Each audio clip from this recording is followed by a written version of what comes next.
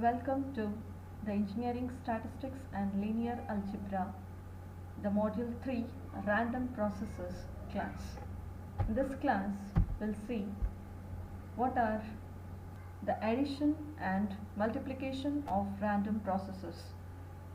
Then, when we considered two independent random processes x and y, then their addition w of t, as we saw in the last few classes, it is x plus y, the random process, and their autocorrelation function is given by the individual autocorrelation functions.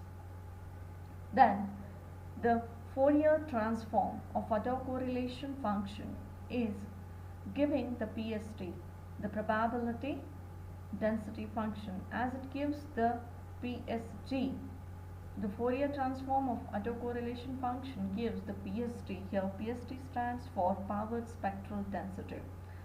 SW of W is equal to Sx of W and Sy of W for this relation when they are being added.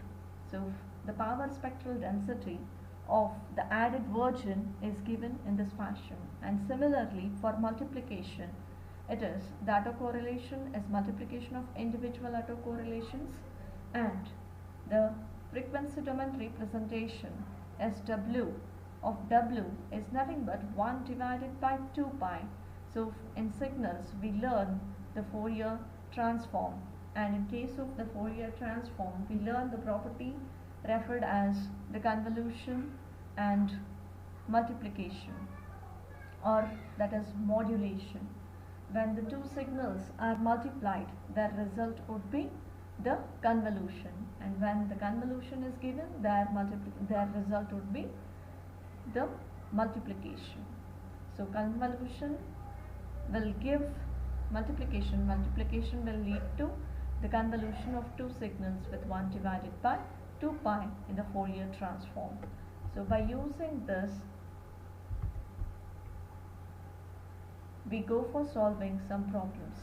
The PSG of a Wide-Sense stationary random process is given as SW is given by 2 cos of pi omega divided by 2 omega m, where omega is in between omega m minus omega m and plus omega m, otherwise 0. The power spectral density of a carrier a random process is given as SC of omega is 10 pi del of omega minus omega naught plus omega naught. Here the carrier frequency omega naught is much higher than omega m. Then obtain the power spectral density of modulated signal. We have the modulated signal given by W of t is nothing but when the signals are modulated, we say they are being multiplied. So x and c. So where x is our information signal and c is, let's say, the carrier signal. The modulated signal is given in this fashion. Here the autocorrelation function will be Rw of tau is nothing but the individual autocorrelations. The power spectral density is 1 divided by 2 pi the Sx of W in convolution with Sc of W. And when we expand the convolution in the frequency domain, this remains as it is 1 divided by 2 pi, and integration runs from minus infinity to plus infinity. Sx of, we need to take up a new variable, let's choose u. So Sx of u and Sc of that W, this omega minus u, the same variable, just like x of tau, h of t minus the tau. In the similar fashion, this expression is written. Then we can go for simplifying that one further. In this last slide, we know Sx of u. What is Sx of u? It is 1 divided by Sx of u is given in this fashion. It is 2 cos of this. So we need to substitute these values. So first one would be as it is, but omega would be replaced by u, and here Sc of u, Sc of this omega omega minus u we have to write. Let's see how Sx of u is written. So Sx of u is nothing but 1 divided by that 2 pi remains as it is, integration as it is, but Sx is nothing but 2 cos of pi u divided by 2 omega m, and the rest one, this one, is Sc, so which will be 10 pi, this del of omega minus omega naught, this omega and this u has to come there. So the same signal, 10 omega minus omega naught minus u and omega plus omega naught minus u. So del u is been written. So when we go for solving this, so 2 into, we can simplify this one, the constant terms, the integrations, then it is del of, this pi has also gone, so del of omega minus omega naught minus u, and this integration is distributive, we know, so we multiply this term individually with this first term as well as with the second term, then we get this kind of an equation with so constant multiplied. Then by the property of impulse function, we know that x of tau del of t minus tau d tau is equal to x of tau, that is x of t we know by means of unit impulse signal. So, and the convolution of any signal with the unit impulse signal will lead to the same signal itself. For example, x of t convolution with del of t will lead to x of t itself. So similarly, here we have del of omega minus omega naught and the same omega plus, it is cos of omega plus omega naught minus mu. So this signal will be, this 2 will make it as 10 and even pi gets cancelled, so it would be 10, and the integration is with respect to u, so cos of pi u divided by 2. So when the signal is being, like, integration is there but it is the convolution equation, so we know it gives x of t only. In the similar fashion, so this has been integrated when the signal gets multiplied with del of omega plus omega naught minus u, then simply we get cos of pi, this divided by 2 omega m, this u will be omega plus omega naught, just like t minus tau will become x of t. In the similar fashion, it would be omega plus omega naught only, and similarly the second term would be omega minus omega naught. That's it.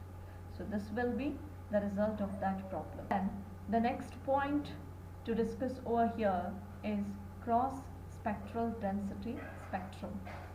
So consider x of t and y of t, and x of t and y of t be their ensembles over the period where t is in between minus capital T and plus t.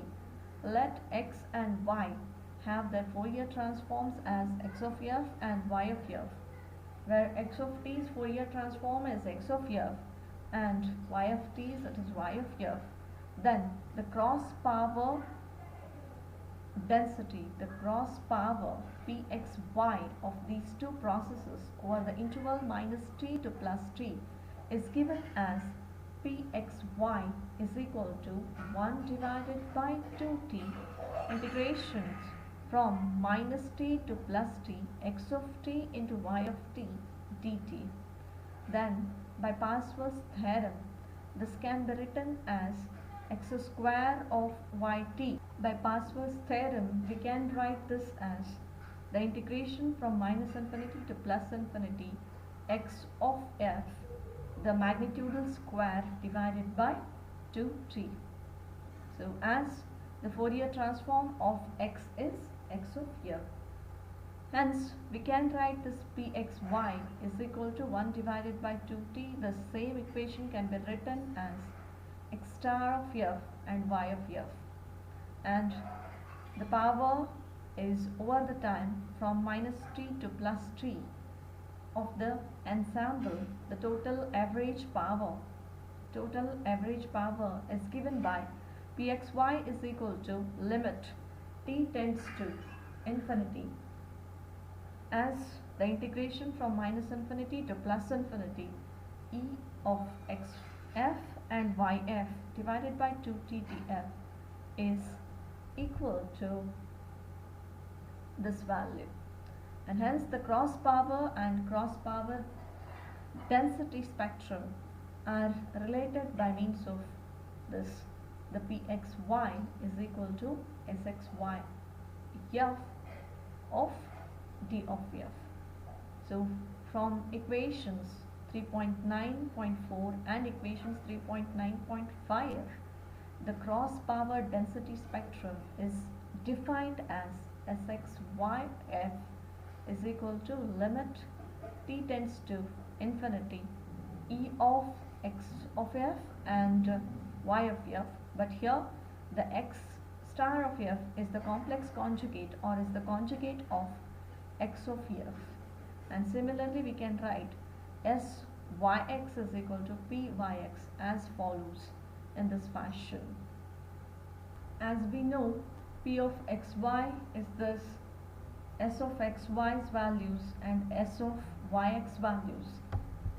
Then the next thing would be similarly p of yx of f is equal to the integration from minus infinity to plus infinity syx of f df, and syx of f would be e of x and y the complex conjugate y star and the sol raised to the complex conjugate representation, and which is equal to x of f and y star of f the whole star.